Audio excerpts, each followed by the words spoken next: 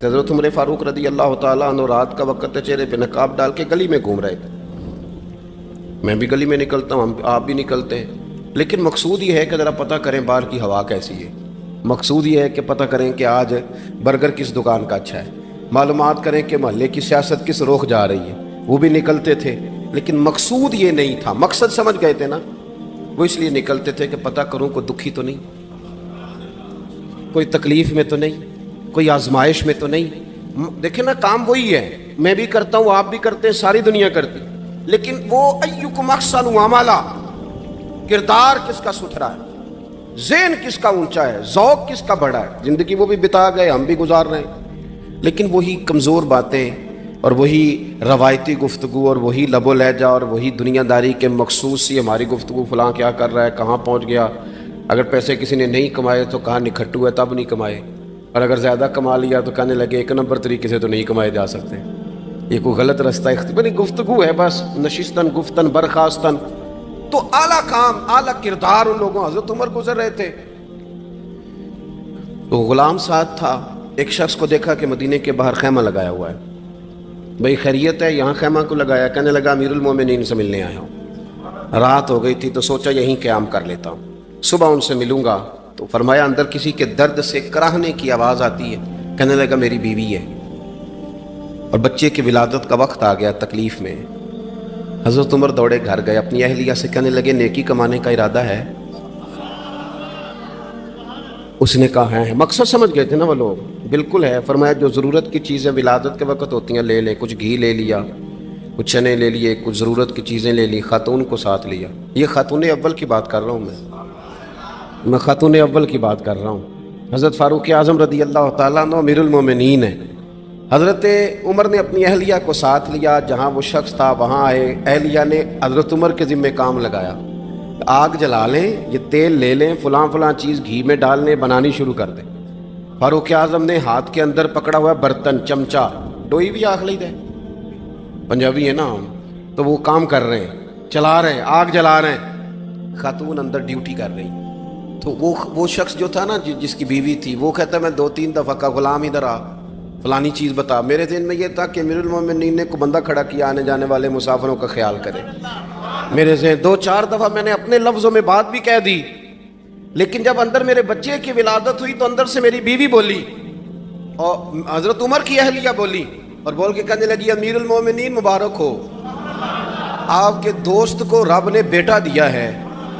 وہ شخص کہتا ہے میں باہر کھڑا تھا, وجود تڑپ گیا, آنکھیں برس پڑی, کبھی نہیں رویا تھا پر کیفیت عجیب بن گئی. کوئی تقریر نہیں سنائی, کوئی اعلیٰ شعر نہیں انہوں نے پڑھا. میں نے جوں لے کر ان کے سر سے پاؤں تک دیکھا. میں نے کہا یہ وہی شخص ہے جس کا نام لے تو کیسر و کسرا کانپ جاتے ہیں, یہ وہی شخص ہے. میں نے جمعے میں کہا تھا کہ روب کپڑوں کا نہیں ہوتا, روب تو دیانتداری کا ہوتا ہے. ہاں, بڑا مال کما کے لوگوں نے بنائی ہوتی ہے, کار کوٹھی تو بندے کھڑے ہو کے کہہ دیتے ہیں 2 نمبر طریقے سے آیا ہے. اور 13ویں-14ویں گریڈ کا ملازم ہو تو اس کے سامنے بہت بڑا افسر ڈر رہا ہوتا ہے, یار بندہ دیانتدار ہے, یہ رشوت نہیں لیتا, سفارش نہیں مانتا, یہ میرٹ پہ کام کرتا ہے. تو روب تو آپ کی دیانتداری کا ہے, آپ کی سچائی کا ہے. اپنی زندگی میں جو لوگ مقصد سمجھ گئے, مقاصد پا گئے, کچھ کر گئے, ہم ذرا الجھ گئے ہیں. پہلے اتنا شاندار مکان بناتے ہیں, پھر مرنے کو کس کا دل چاہے. اتنی محنت کر کے جو ہے وہ کوٹھی بنائی ہے تو اب چھوڑ کے کون جائے.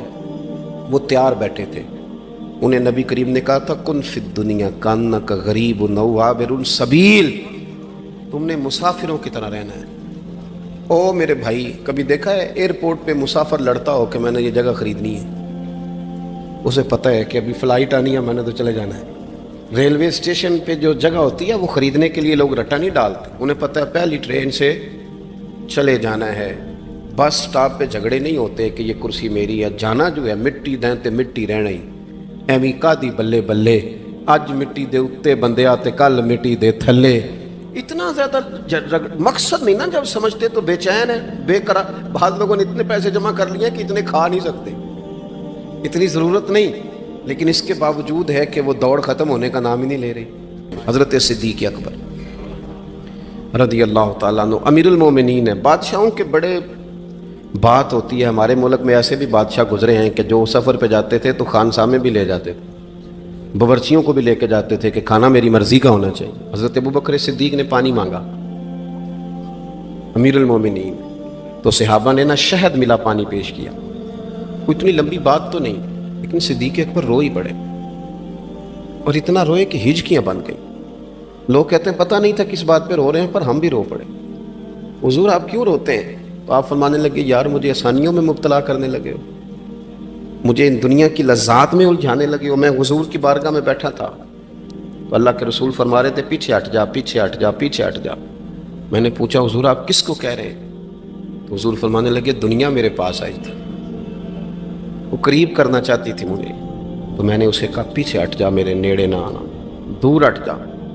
तो हट तो गई है, पर जाती दफ़ा कह गई है, सोनिया आप तो बच गए हैं, पर आपके बाद वाले कैसे बचेंगे? तो मुझे सीने से लगा ले, गले से लगा ले, मकसद अपना समझें, अमाल का हुस्न पैदा करें।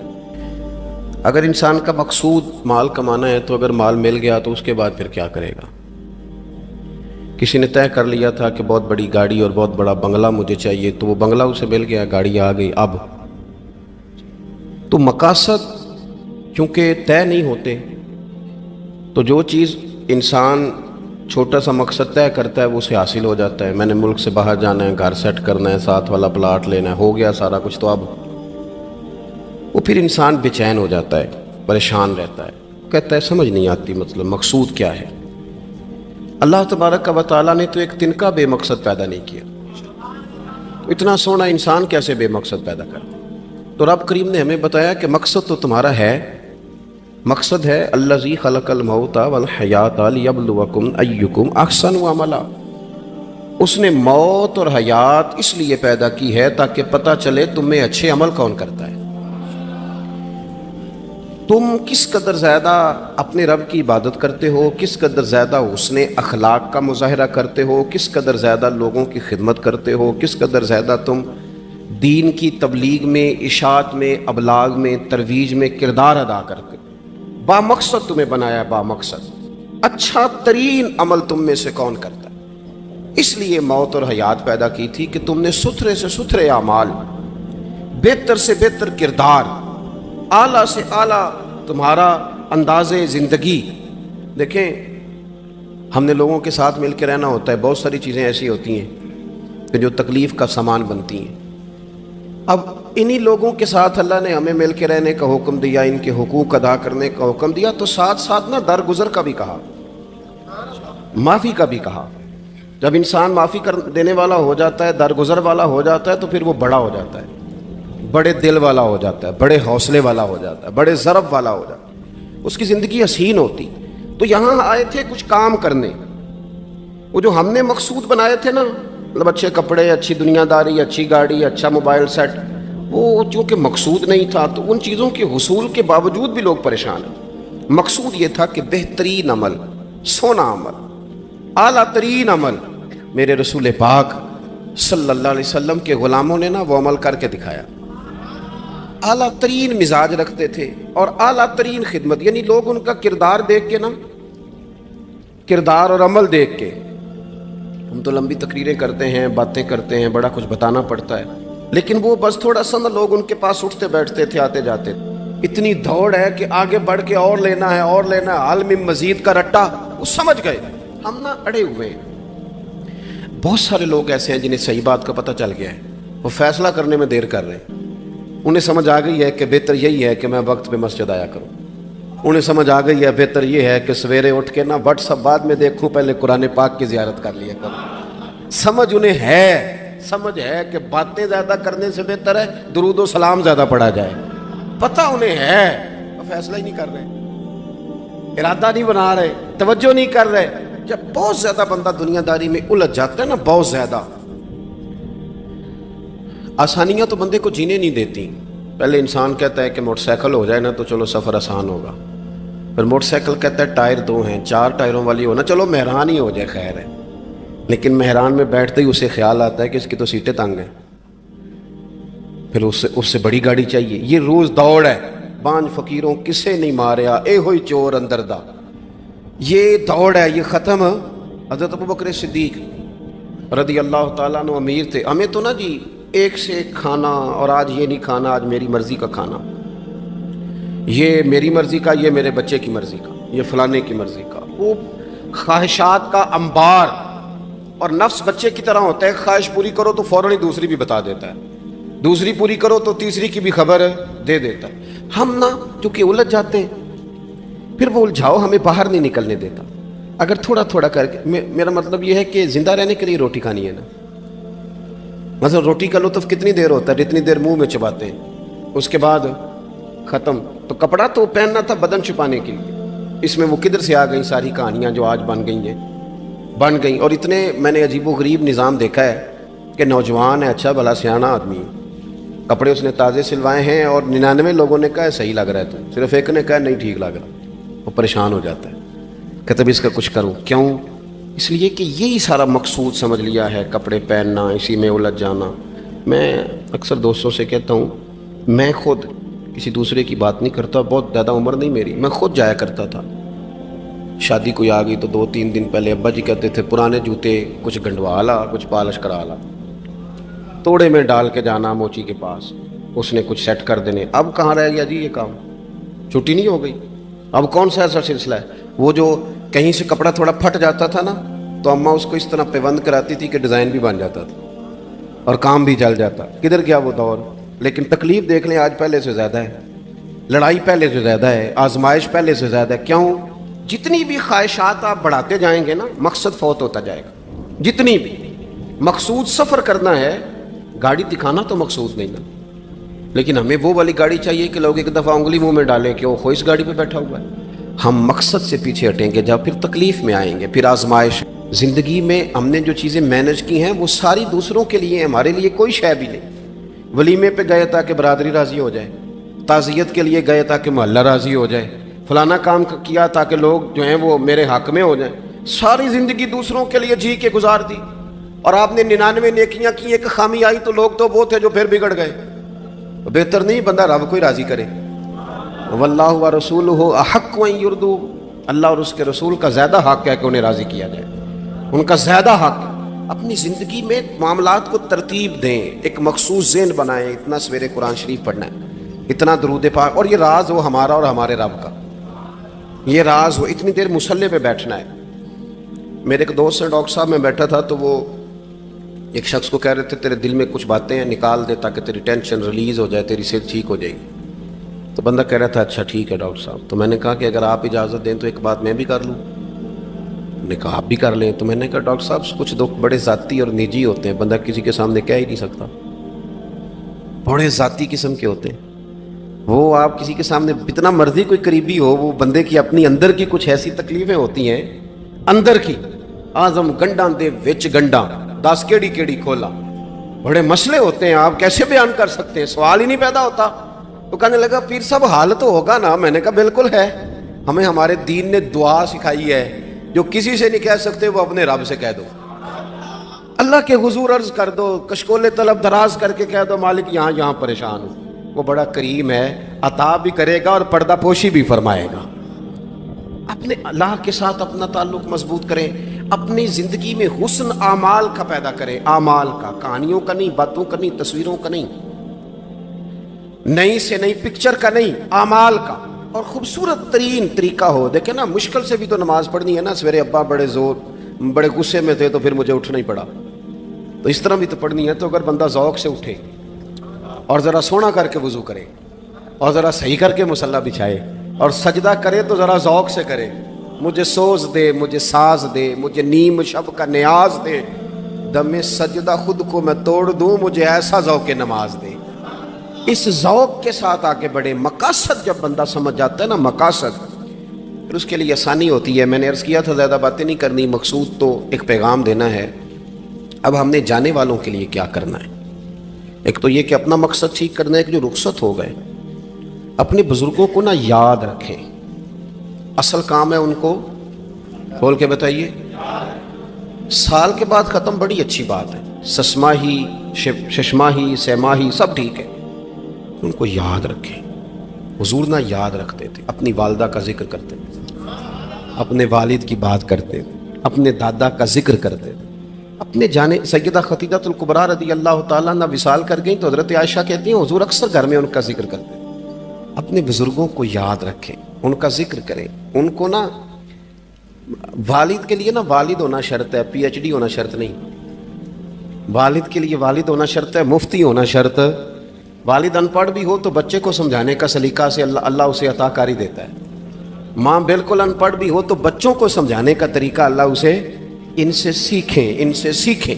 میرے والدہ اور والدہ دونوں اپنا نام نہیں لکھ سکتے تھے، تو میں اپنے دوستوں سے کہتا ہوں مجھے کبھی موقع ملے تو میں کئی جلدوں میں کتاب لکھ سکتا ہوں اپنے ماں باپ، اس لیے کہ وہ جو ہمیں سکھا گئے، جو بتا گئے، وہ انہی کا خاصہ تھا۔ تو اپنے ایک تو جانے والوں کو یاد رکھیں، دوسرا ان کے لیے دعا کریں تو درد سے کریں، سونی کر کے کریں، صحیح کر کے کریں، اکیلے بیٹھ کے کریں۔ دعا کا سب سے زیادہ تعلق آپ کے دل کی آواز کے ساتھ ہوتا ہے، اور جس طرز میں حضور نے ہمیں حدیث سکھائی ہے نا، اس رنگ میں کبھی آپ حدیث کو سیکھیں، سمجھیں نا۔ حضور فرماتے ہیں جس طرح دریا میں ڈوبنے والا سہارا تلاش کرتا، دریا میں اسے کتنی کو جلدی ہوتی ہے، غوطے لگ رہے ہوتے ہیں، وہ اس طرح کا نہیں ہوتا کہ میں عصر کی نماز کے بعد پھر آؤں گا تجھے نکالنے، اس طرح تو نہیں نہ ہوتا۔ دریا میں ڈوبنے والا جس طرح کشتی سہارا تلاش کرتا ہے، حضور فرماتے ہیں اس طرح قبر میں جانے والا دعاؤں کا انتظار کرتا ہے۔ آپ نے دیر کر دی دعا مانگنے میں، ختم دلانے میں دیر کر دی، کچھ صبح و شام ہمہ وقت دعا۔ ابھی آپ آیتیں سن رہے تھے سورہ ابراہیم کی، اللہ نے نماز میں رکھ دی، ربنا اغفر لی ولوالدی وللمؤمنین یوم یقوم الحساب۔ ایک تو انہیں یاد رکھیں، خوب دعا کریں، اور دوسرا کوشش کریں کہ وہ جو نیکیاں کرتے تھے وہ نیکیاں بھی جاری رہیں، جن لوگوں سے ان کا اچھا تعلق تھا وہ تعلق بھی قائم رہے۔ یہ بھی کوشش کریں کہ ان کے لیے صدقات و خیرات کریں، اور قیمتی صدقہ دیں۔ قیمتی، میں بات ختم کرنے لگا ہوں، بس قیمتی صدقہ دیں، قیمتی۔ 15 تولے سونا گھر میں پڑا ہوتا ہے، قیمتی ہوتا ہے نا۔ کبھی کسی نے چوک میں بتایا کہ آج 15 تولے سونا میرے گھر میں پڑا ہے؟ بولو نا، لگتا ہے تو 10 چھڑنا ہے۔ اگر گھر میں 50 لاکھ روپے کیش پڑا ہو تو چوک میں گلی میں آ کے آپ بات کریں کہ گھر میں پیسے پڑے ہیں، کیوں کہ وہ قیمتی ہیں، کوئی لے نہ لے۔ تو یہ جو 5000 مسجد دیکھ کے سارے محلے کو بتاتے ہو یہ بھی صدقہ تھا، یہ بڑا قیمتی چیز تھی، یہ بتانے والا نہیں تھا، یہ تو نیکی تو قیمتی تھی۔ قیمتی چیز جو ہوتی ہے وہ تو چھپائی جاتی ہے کہ بتائی جاتی ہے۔ یہ جو بیٹیاں ہیں نا اسلام کی، مائیں بہنیں، یہ قیمتی ہیں، اس لیے اسلام انہیں کہتا ہے تم گلیوں اور چوکوں میں آنے والی نہیں، قیمتی چیزیں گھر کے اندر رہا کرتی ہیں۔ تم قیمتی چیزیں ہو، تمہارا وجود قیمتی ہے، تم کبھی ماں ہو، کبھی بیٹی ہو، کبھی بہن ہو، کبھی بیوی ہو، قیمتی ہو۔ اس لیے تمہیں اسلام کہتا ہے کہ گھر کے اندر رہو گی تو تمہاری قیمت رہے گی۔ کچھ چیزیں ایسی ہیں جو چوکوں میں گلیوں میں پھیل جائیں تو ان کی قیمت نہیں رہتی، اس لیے تمہیں کہا جاتا ہے کہ گھر میں رہو۔ یہ جو تمہیں چوکوں میں لاتے ہیں یہ تمہیں بے وقت کرنا چاہتے ہیں، بے قیمت کرنا چاہتے ہیں۔ انسان تھوڑی دیر کے لیے غور کرے تو بڑے بڑے جانور انسان سے بڑے طاقتور ہیں، لیکن اللہ نے ان کی نکیل انسان کے ہاتھ میں تھما دی۔ اتنا بڑا جہاز ہے، ٹنوں وزن لے کے چل رہا ہے، انسان کے بس کی بات نہیں کہ وہ کئی لوگ لگ کے بھی اس کو اٹھا سکیں، لیکن اللہ نے اس کے قبضہ و اختیار میں کر دیا ہے۔ فرمایا هو الذی خلق لکم ما فی الارض جمیعا، زمین میں جو کچھ ہے سارا تیرے لیے بنایا ہے، آسمان میں جو ہے سارا تیرے لیے بنایا ہے۔ وما خلقت الجن والانس الا لیعبدون، فرمایا کل کائنات میں نے تیرے لیے بنائی ہے اور تجھے میں نے اپنی عبادت کے لیے پیدا فرمایا ہے۔ تو جنوں اور انسانوں کو اللہ نے اپنی عبادت کے لیے تخلیق فرمایا۔ مقصد زندگی، مقصد تخلیق، دنیا میں آنے کا مقصد اولین اور مقصد آخرین اللہ کی عبادت، اللہ کی معرفت، اللہ کی طرف توجہ، اللہ کی طرف رجوع، یہی ایک مقصد تھا انسان کے آنے کا۔ اسی کو قرآن نے بیان کیا تھا۔ اپنے اپنے مقاصد، درود شریف پڑھنے والوں سے بلند صلاۃ و سلام علیک یا سید یا رسول اللہ۔ اپنے اپنے مقاصد، اپنے اپنے معاملات کو ہم نے ترتیب دے لیا ہے۔ صبح سے شام تک کے معاملات سارے کے سارے ہمارے ذاتی، نجی اور ہمارے اپنے بنائے ہوئے مقاصد کے تحت گزر رہے ہیں، حالانکہ رب کریم نے فرمایا کہ انسان میں نے تجھے اپنی عبادت کے لیے بنایا ہے، اپنے لیے تجھے بنایا ہے، تو میری بارگاہ میں سجدہ ریز ہو، تو میری بارگاہ کی طرف توجہ کرے، تو میرے لیے تسبیح پڑھے، تو تحلیل کے جملے بولے، تو تکبیر کہے، تو میرے محبوب پہ نازل ہونے والے قرآن کی تلاوت کرے۔ تجھے تو اس لیے بنایا تھا۔ عبادت کا معنی یاد رکھیے گا، عبادت کا معنی فقط نماز پڑھنا نہیں، عبادت کا معنی صرف نماز پڑھنا نہیں، نماز عبادت کا ایک جز ہے، نماز عبادت کا ایک حصہ ہے۔ عبادت نماز پڑھنے کا نام نہیں، عبادت روزہ رکھنے کا نام نہیں، عبادت صرف اور صرف حج کرنے کا نام نہیں، فقط ذکر فکر کرنا عبادت نہیں، بلکہ اللہ کا حکم ماننے کا نام عبادت ہے۔ خدا رسول کی بات ماننے کا نام عبادت ہے۔ جہاں جانے کا خدا حکم دے وہاں چلے جاؤ، یہ عبادت ہے۔ جہاں جانے سے منع کر دے وہاں کبھی نہ جاؤ، یہ عبادت ہے۔ اگر نماز پڑھنے کا نام ہی عبادت ہوتا تو پھر فجر کی فجر کے وقت کیوں پڑھنی پڑتی، پھر ظہر میں ہی کیوں فرض ہوتی، پھر عصر کا وقت مغرب میں جا کے کیوں نہ شروع کیا جاتا، پھر انسان کی مرضی تھی جب پڑھ لیتا۔ فرمایا نہیں، عبادت میری ہے، اصل میری اطاعت ہے۔ میں جب کہوں کہ یہ فجر کا وقت ہے تو تجھے فجر مان کے پڑھنا، جب کہوں ظہر کا وقت ہے تو ظہر مان کے۔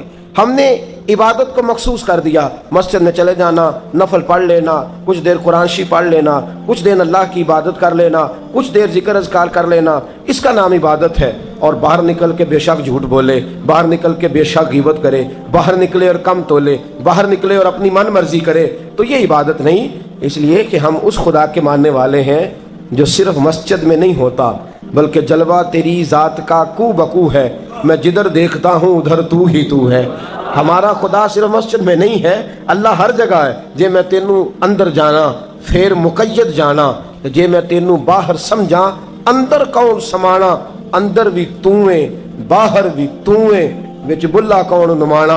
اصل بات یہ ہے کہ جب خدا ہر جگہ ہے تو اللہ تبارک و تعالیٰ کا حکم ہر جگہ ماننا ہے، ہر جگہ اطاعت کرنی ہے، ہر لحاظ سے۔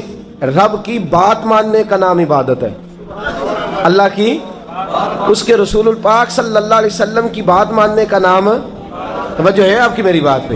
عبادت کا مفہوم سمجھیے گا، عبادت کا مفہوم سمجھیے گا۔ ہمارا وہ دین نہیں جو پنڈتوں جوگیوں راہبوں کا مذہب ہے کہ جنگلوں میں نکل جاؤ تسبیح لے لو، میں کھٹکتا ہوں دل عالم میں کانٹے کی طرح اور تو فقط اللہ اللہ اللہ۔ یہ مذہب نہیں۔ ہمارا دین کہتا ہے مسجد میں بیٹھ کے جو ذکر کرے گا اسے بھی ثواب ملے گا، اور جو محنت کر کے کما کے بچوں کو کھلائے گا اسے بھی ثواب ملے گا۔ ہمارا دین یہ کہتا ہے جو مسجد میں بیٹھ کے قرآن پڑھے گا اسے بھی ثواب ملے گا، اور جو گلی میں پڑا ہوا کانٹا اٹھا دے گا اسے بھی اللہ اجر عطا فرمائے گا۔ اللہ کا حکم ماننا، اللہ کا حکم ماننے کا نام عبادت۔ محمود غزنوی کے پاس ہیرا ہے، محمود غزنوی کے بڑے غلام تھے تو ایک بڑا پیارا تھا اسے، آپ جانتے ہیں اس کا نام کیا تھا؟ ایاز محمود غزنوی کو بڑا تو حسد شروع ہو جاتا ہے ہر جگہ، اللہ ماشاءاللہ۔ لوگ کہنے لگے بادشاہ ہر وقت اسی کو پیار کرتا رہتا ہے، ہر وقت اسی کی طرف توجہ کرتا رہتا ہے۔ بادشاہ نے ایک دن آزمانا چاہا، اتنا ہیرا تھا، موٹا ہیرا بادشاہ کے پاس۔ بادشاہ نے ایک وزیر صاحب کو بلایا، کہا یہ اینٹ پکڑو، ہیرے پہ مارو، اسے توڑ دو۔ کہنے لگا بادشاہ بات تیری ٹھیک ہے پر بڑا قیمتی ہیرا ہے، کیوں تڑوا رہے ہیں آپ؟ مال خزانہ میں رکھ دیں، کام آئے گا، کسی نہ کسی جگہ پہ استعمال ہو جائے گا، آپ کیوں اس کو تڑوانے کی ضد کر رہے ہیں؟ بادشاہ سلامت نے کہا اچھا تم نے ٹھیک مشورہ دیا، میں ہی جذبات میں آ گیا تھا۔ ایک دوسرے آدمی کو بلایا، اس کو کہا یہ ہیرا توڑنا ہے۔ اس نے کہا بادشاہ مجھے لگتا ہے پوری دنیا میں اتنا موٹا ہیرا تیرے پاس ہے، کسی اور کے پاس نہیں ہوگا، یہ توڑنے کی چیز نہیں تجوری میں سنبھالنے کی چیز ہے، اسے سنبھال کے رکھ۔ تیسرے کو بلایا، چوتھے کو بلایا، جس کو بھی بلاتا رہا وہ بادشاہ کو سمجھاتا رہا، جس کو بلایا بادشاہ کو سمجھایا۔ ایاز کی باری آئی، کہا ایاز ادھر آ، توجہ ہے آپ کی؟ ایاز ادھر آ، یہ ہیرا تو توڑ دے۔ اس نے اینٹ پکڑی، زور سے ماری، ہیرا توڑ دیا۔ بادشاہ کہنے لگا بڑا بیوقوف ہے بھائی تو، یہ سارے میرے خیر خواہ تھے مجھے سمجھاتے رہے اور تو نے خیال ہی نہیں کیا، میں بیوقوف تھا تو تو بھی ساتھ ہو گیا، توڑ ہی دیا۔ کہنے لگا بادشاہ غلطی ہو گئی، مجھ سے غلطی ہو گئی، مجھے نہیں توڑنا چاہیے۔ اس نے کہا اچھا چل چھوڑ، ایک بات بتا، تیرے سامنے جو سب مجھے مشورے دے رہے تھے تو نے کیوں نہیں دیا؟ میں نے تجھے کہا توڑ دے، کیا لفظ ایاز نے کہے، کمال کر دی۔ کہنے لگا بادشاہ میرے دل میں خیال آیا ہیرا ٹوٹتا ہے تو ٹوٹ جائے، میرے بادشاہ کا حکم نہیں ٹوٹنا چاہیے۔ یہ ٹوٹتا ہے تو ٹوٹ جائے، یہ کرچی کرچی ہوتا ہے تو ہو جائے، خزانہ خالی ہوتا ہے تو ہو جائے، لیکن میرے مالک کا حکم نہیں ٹوٹنا چاہیے۔ بادشاہ میں ہر چیز توڑ دوں گا پر میں تیرا حکم نہیں توڑ سکتا۔ بس دوستو یہی عبادت ہے، بلا مثال و بلا تشبیہ بات سمجھیے گا۔ جس نے خدا کا حکم توڑ دیا اس نے عبادت نہیں کی، اور جس نے خدا کا حکم اچھا آؤ نماز کے لیے، دکان کا وقت ہے، گاہک بھی زیادہ آ گئے ہیں، رش پڑ گیا ہے، اب تھوڑا وقت مشکل ہو جائے گا، ذرا تھوڑی دیر میں پڑھ لوں گا۔ ہیرا ٹوٹتا ہے تو ٹوٹ جائے، گاہک آنے کا سلسلہ ٹوٹتا ہے تو ٹوٹ جائے، روزی آنے کا سلسلہ ٹوٹتا ہے تو ٹوٹ جائے، مسلمانوں خدا کا حکم نہیں ٹوٹنا چاہیے، رسول اللہ کا فرمان نہیں ٹوٹنا چاہیے۔ میرے رسول پاک صلی اللہ تعالیٰ علیہ وسلم کا اقبال نے کیا کہا، کہنے لگا اے طائر لاہوتی، اس رزق سے موت اچھی جس رزق سے آتی ہو پرواز میں کوتاہی۔ کہا خدا کا حکم نہ توڑ بیٹھنا، اور عبادت بھی جس کو اللہ کہہ دے وہ عبادت ہے۔ ایک بندہ زوال کے وقت نماز پڑھنے کھڑا ہو جائے تو ہو جائے گی، کیوں؟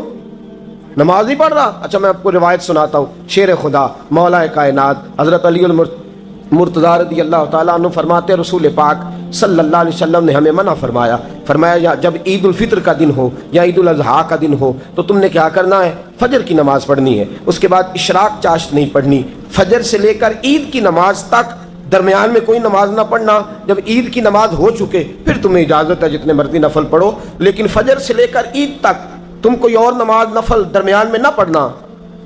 حضرت علی المرتضی شیر خدا کا زمانہ ہے، عید کا اعلان ہو گیا، عیدگاہ میں لوگ کٹھے ہو رہے ہیں، ایک شخص دوڑا آیا، اس نے آ کے نماز کی نیت باندھ لی۔ توجہ ہے آپ کی؟ میں نے کہا عبادت ہے خدا کا حکم ماننے کا نام۔ حضرت علی رضی اللہ تعالیٰ عنہ نے نماز کے بعد اس شخص کو بلایا، فرمایا ادھر آ، تجھے نہیں پتا کہ جب تک عید کی نماز نہیں ہوتی کوئی اور نفل نہیں پڑھیں گے؟ کہنے لگا جی میں نے نماز ہی پڑھی ہے، کوئی جرم کیا ہے؟ نماز پڑھی ہے نا، میں نے سجدہ کیا ہے، کوئی جرم ہے؟ حضرت علی نے تلوار نکال لی، فرمایا جو مصطفیٰ کی سنت توڑ کے نفل بھی پڑھے گا میں اس کا بھی سر قلم کر دوں گا، جو رسول پاک کے حکم کے خلاف عبادت بھی کرے گا اس کو بھی قتل کر دیا جائے گا۔ توبہ کر۔ یاد رکھیے گا عبادت خدا رسول کی بات ماننے کا نام ہے۔ آپ سویرے 8 بجے اٹھ کے کھڑے ہو جائیں کہ میں نے تو فجر پڑھنی ہے، فجر کا وقت 8 بجے نہیں ہوتا، وہ گزر گئی 4 بجے، 4:15 بجے ہو چکا۔ ایک شخص شام 7 بجے کھڑا ہو جائے کہے جی میں تو ظہر کی نماز 7 بجے پڑھا کروں گا، یہ کیسے ممکن ہے؟ اس کا وقت تو 2 بجے کے راؤنڈ اباؤٹ ہے، تجھے اسی وقت ادا کرنی۔ یاد رکھیے گا عزیز ساتھیو، عبادت اللہ کا حکم ماننے کا نام ہے، لیکن عبادت کی بہت بڑی جو ایک رکن ہے، عبادت کا بہت بڑا جو ایک جز ہے وہ نماز پڑھنا، بہت بڑا جز۔ حضرت محمد بن ابی بکر حضرت صدیق اکبر کے صاحبزادے رضی اللہ تعالیٰ عنہ کیا فرماتے ہیں مسلمانوں بڑے نصیبوں والے ہو، بڑے نصیبوں والے ہو، تمہیں تو اللہ کی بارگاہ میں جانے کے لیے اجازت ہی نہیں لینی پڑتی، اللہ نے تمہارے لیے دروازہ ہی کھول دیا ہے۔ جب دل کیا، وضو کیا، نماز کی نیت باندھی، اللہ کے دروازے کھل گئے، اور بغیر کسی ترجمان کے تم نے اپنے رب سے بات کرنی شروع کر دی۔ عبادت ایسی نعمت ہے، اللہ کی بارگاہ میں کھڑے ہونا، سجدہ کرنا اتنی بڑی فضیلت کی بات ہے۔ یہ حدیث میرا خیال ہے آپ کو کبھی بھولنی نہیں چاہیے۔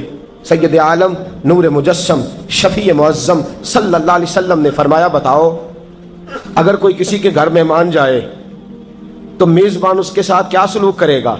تو صحابہ کہنے لگا یا رسول اللہ جتنا میزبان اچھا ہوگا اتنا ہی اچھا سلوک کرے گا، جتنا وہ اعلیٰ ہوگا اتنا ہی اعلیٰ سلوک کرے گا، جتنا وہ عرفہ ہوگا اتنی ہی اس کی بات بھی بڑی ہوگی۔ نبی پاک صلی اللہ علیہ وسلم نے فرمایا جو مسجد جاتا ہے وہ اللہ کا مہمان ہے، جو مسجد جاتا ہے وہ اللہ کا مہمان ہے۔ فرمایا میزبان کے ذمے ہے کہ مہمان کے اوپر رحمت کرے، کرم کرے۔ فرمایا جب تو مسجد جاتا ہے تو خدا بھی رحمتوں کے دروازے کھول دیتا ہے، اللہ تیرے لیے فضل کے دروازے کھول دیتا ہے۔ نبی پاک صلی اللہ تعالی علیہ وسلم نے فرمایا جب تو اپنے گھر سے مسجد جانے کے لیے ابھی نکلتا ہے، ابھی تو گیا نہیں، ابھی تو نکلا ہے، فرمایا تو نے سیدھا پیر اٹھایا ہے تو تیرا ایک درجہ بلند ہو گیا ہے، تو نے الٹا قدم اٹھایا ہے تو تیرا ایک گناہ معاف ہو گیا ہے، پھر تو نے سیدھا قدم اٹھایا ہے تو تیرا ایک درجہ بلند ہو گیا. اپنی اپنی طبیعت ہے نا. حضور نے حدیث سنائی. حضرت سیدنا اسید بن حذیر رضی اللہ تعالیٰ عنہ دیہاتی آدمی تھے. مسجد نبوی سے دور گھر تھا. مسجد آنے جانے کے لیے گدھا رکھا ہوا تھا. گدھے پہ بیٹھ کے مسجد آتے تھے, نماز پڑھ کے اسی پہ بیٹھ کے لوٹ جاتے تھے. جس دن حضور نے فرمایا نا ایک قدم پہ ایک گناہ معاف ہوتا ہے, ایک قدم پہ ایک نیکی ملتی ہے, گدھا گھر ہی چھوڑا ہے.